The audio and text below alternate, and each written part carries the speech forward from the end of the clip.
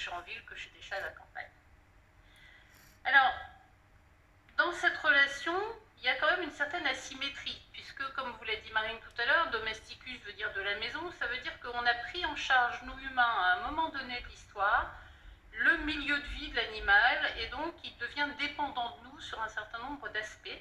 Et c'est bien reconnu dans des pays, par exemple d'Asie centrale, où on confie aux enfants la gestion des jeunes animaux comme comme développement d'une capacité à développer le sens des responsabilités.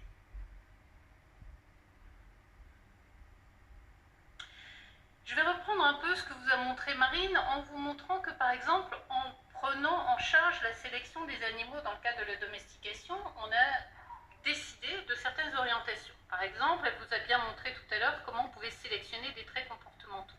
Dans cette même expérience sur les renards argentés, le but était qu'ils soient plus familiers avec leurs éleveurs, mais le but était de maintenir quand même des lignées pour la fourrure, puisque c'était avant tout des animaux élevés pour la fourrure. Et vous voyez que, aux grandes dames des éleveurs, en fait, ces renards argentés sont devenus des sortes de chiens noirs et blancs avec les oreilles pendantes et la queue enroulée, donc inexploitables pour la fourrure. Ce que ça révèle, c'est qu'en fait, quand on sélectionne pour un trait particulier, qu'il soit comportemental ou autre, on sélectionne d'autres traits potentiellement indésirables en même temps. Et par exemple, on a beaucoup d'exemples en ce moment d'animaux sélectionnés pour la productivité et qui finissent par avoir des problèmes, par exemple des vaches qui n'arrivent plus à mettre bas, pour lesquelles il faut systématiquement faire des césariennes. Donc la sélection est à double tranchant.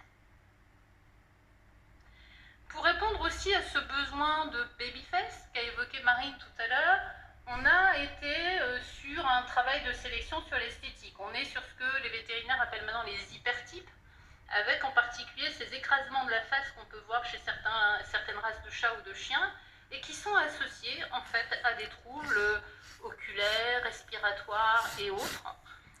On a aussi sélectionné sur de l'esthétique qui peut, dans certains cas, provoquer des problèmes locomoteurs chez l'animal, voire une fragilité thermique quand on sélectionne des animaux pour vivre ou émerger sans poil. Et ce qu'on ne peut pas négliger, c'est qu'en fait, le mal-être qui peut être résultant de cette sélection va aussi impacter la relation, puisque vous le savez, en tant qu'humain, quand on n'est pas bien, on est en général grincheux. C'est le cas pour les animaux aussi. Et puis, d'un autre côté, donc on a ce poids énorme de la sélection, mais d'un autre côté, nous, humains, on est arrivés finalement assez tardivement dans l'évolution des espèces.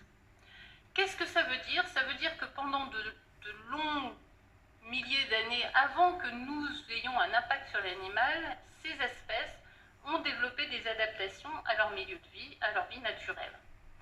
Et donc, en fait, l'animal domestique, à la fois est le produit d'une sélection, mais aussi maintient ses caractéristiques en tant qu'espèce. Et ce qu'on a constaté chez pratiquement toutes les espèces domestiques qui ont été étudiées, c'est que le répertoire comportemental des animaux domestiques ne diffère pas fondamentalement de celui de leurs homologues sauvages. En est témoin les populations d'animaux dits féraux. Vous savez, c'est des animaux qui se sont échappés ou qui ont été relâchés. Tout le monde connaît l'histoire des Mustangs, par exemple. Ce dont on s'aperçoit, ça a été vu chez les porcs, ça a été vu chez les poules et d'autres espèces, c'est que ces animaux se réadaptent très vite à la vie naturelle, mais au bout de quelques générations, non seulement présentent toutes les caractéristiques comportementales d'une espèce sauvage, mais ont repris la morphologie et la typologie de leur homologue sauvage. Donc il y a ce retour très facile aux adaptations pour lesquelles ils ont évolué. Alors certes, en milieu domestique, de par les contraintes du milieu domestique, il y a des comportements qu'on ne va pas voir, il y a des comportements qui vont être modifiés dans leur forme, dans leur quantité, mais malgré toutes ces années et ces générations de reproduction en captivité, on admet quand même que les animaux domestiques restent adaptés aux conditions naturelles. Et donc ça pose question sur la gestion que nous avons de l'animal au quotidien. Chez le cheval, par exemple, qui a évolué au cours du temps pour la locomotion dans les grands espaces, qui a évolué pour vivre en groupe social et pour s'alimenter toute la journée sur des fibres, des régimes alimentaires pauvres, quand on le met dans des conditions qui sont les conditions les plus fréquentes actuellement, qui sont un box de 9 mètres carrés, tout seul, avec une alimentation très énergétique et très limitée dans le temps, on atteint les limites de l'adaptabilité de l'espèce. Et la preuve en est qu'on est chez cette espèce sur à peu près un tiers des chevaux avec des comportements stéréotypiques, c'est-à-dire des comportements anormaux répétés, 25% à peu près avec des syndromes dépressifs et près de la moitié des chevaux avec des comportements agressifs quand on les teste en conditions expérimentales. Donc on doit aussi toujours se rappeler que effectivement la vie domestique c'est un compromis et il y a un moment où on dépasse les capacités d'adaptation de l'espèce.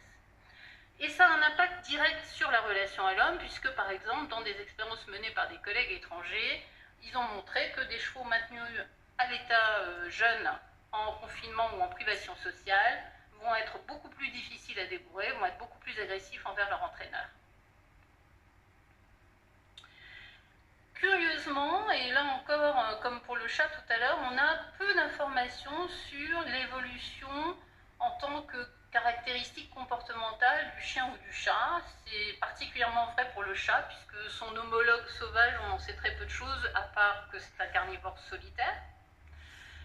Et pour les chiens, on a toujours tendance dans la littérature, je dirais un peu grand public, à se référer au loup. Alors certes, le loup et le chien, comme l'a dit Marine, ont un ancêtre commun, mais avoir un ancêtre commun ne veut pas dire que l'un est l'ancêtre de l'autre. Et en fait, tous les chiens féraux, donc revenus à un état plus naturel, se caractérisent par, en particulier, non pas des meutes, mais des groupes sociaux très tolérants, qui sont multimâles, multifemelles. Il y a différents mâles, différentes femelles qui vivent ensemble en groupes sociaux toute l'année et qui sont extrêmement tolérants les uns avec les autres.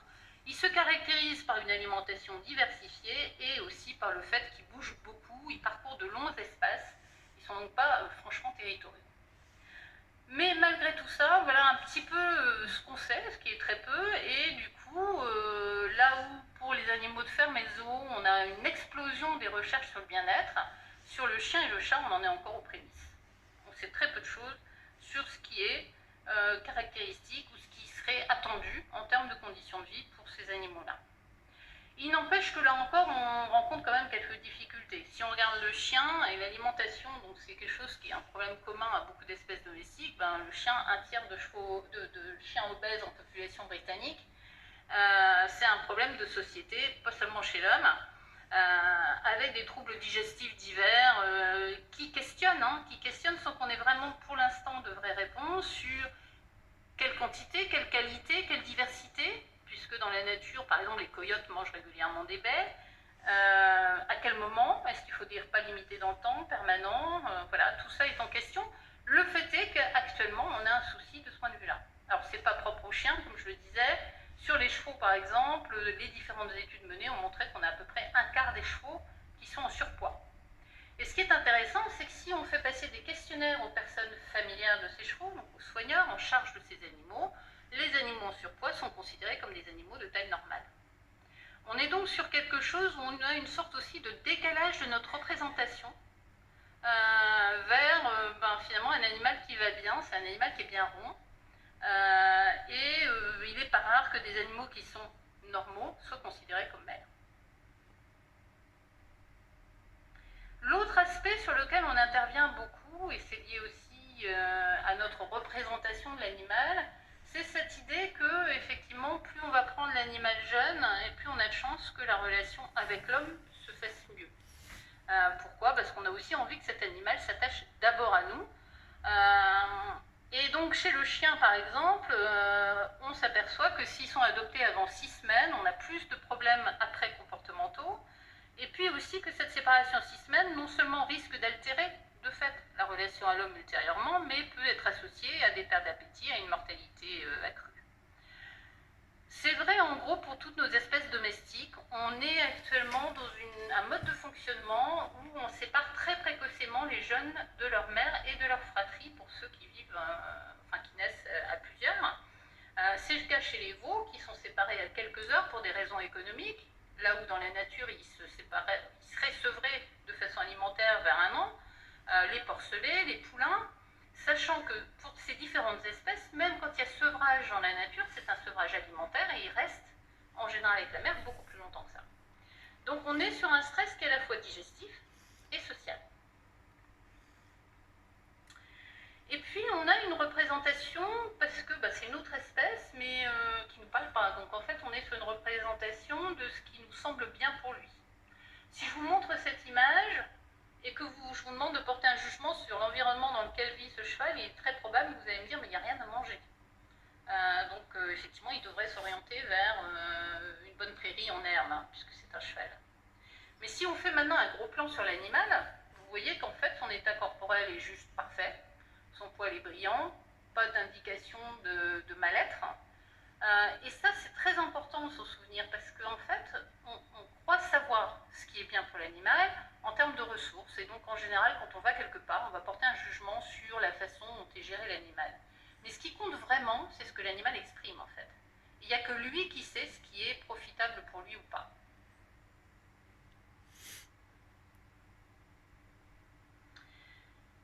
Alors, on est quand même tous un peu conscients que notre milieu domestique, au moins pour certains types d'animaux, est très restrictif. Et du coup, on cherche des solutions sans pour autant remettre en cause complètement la façon de gérer l'animal. Du coup, on arrive sur la notion d'enrichissement. Vous avez tous vu des magasins où on vend plein d'enrichissements, par exemple pour les chevaux. Alors, on a des collègues canadiens qui avaient été sollicités par des éleveurs de visons, certes élevés pour la fourrure, mais qui néanmoins s'apercevaient que leurs animaux dépérissaient dans des milieux qui sont quand même très, très appauvris. Et ils devaient s'interroger sur ce qu'ils pouvaient apporter dans ce milieu pour que l'animal aille mieux.